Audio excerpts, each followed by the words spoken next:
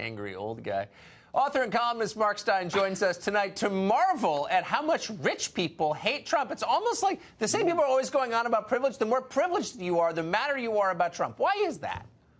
Yeah, that's the way to look at it. Robert De Niro lives better than 99.99% of people in the entirety of human history have ever lived. And he cannot accept that a close election in a 50-50 country didn't go his way. This is deeply bizarre. You mentioned that I'd never heard of these American Icon Awards, and I think it's a faintly stupid title for award. In Australia, they have an award called National Treasure, which again doesn't seem like the kind of thing you get nominated for. I mean, these kind of names are in the gift of the people and the general mood.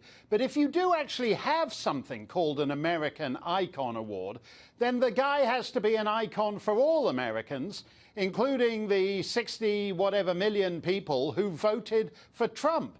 It's not just the Hollywood partisan Icon Awards. And if I were Al Pacino or anybody else at risk of getting an awards speech prize presented to me by Robert De Niro, I'd start carrying the equivalent of an organ donor card saying, in the event that I get nominated for a prestigious award, I don't want Robert De Niro coming and giving the speech because he talks about Trump for 7 minutes and then says, oh, and by the way, here's a statue for Al Pacino. This is ridiculous. This is beyond derangement. He has actually become more insane than Travis Bickle in Taxi Driver. Well, what's interesting, though, usually, the revolutionary spirit is aimed upward, give the finger to the man. In the last 2 years, you've watched this parade of, again, the most privileged people in our society shouting down at Trump's voters. Yeah. Damn you, working-class Americans. You must, be quiet. How dare you speak? Has there ever been a revolution aimed in this direction, down? Well, no, I think that's what it's interesting. It's a worldwide phenomenon in some ways. The elites rising up against the masses. But I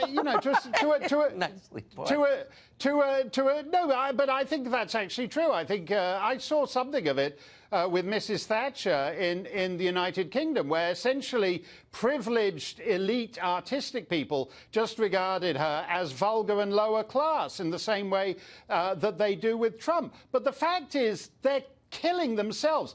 There's a book out at the moment, White, by Bret Easton Ellis, as you know, the novelist of American Psycho. He voted for Hillary. He's gay. He's nobody's idea of a conservative or right-wing, but he was dating this young millennial guy, and the young millennial guy went full Trump derangement syndrome and became impossible to live with.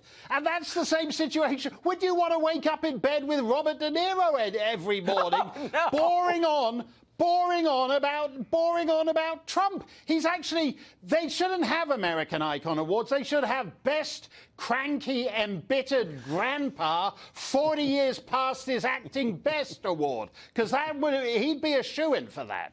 He'd definitely be in the running. Though I would argue there are some other contenders.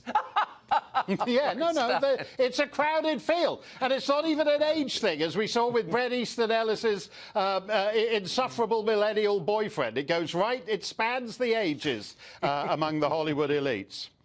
The great Mark Steyn. Thank you, Mark. Great to see you. Thanks a lot, Tucker.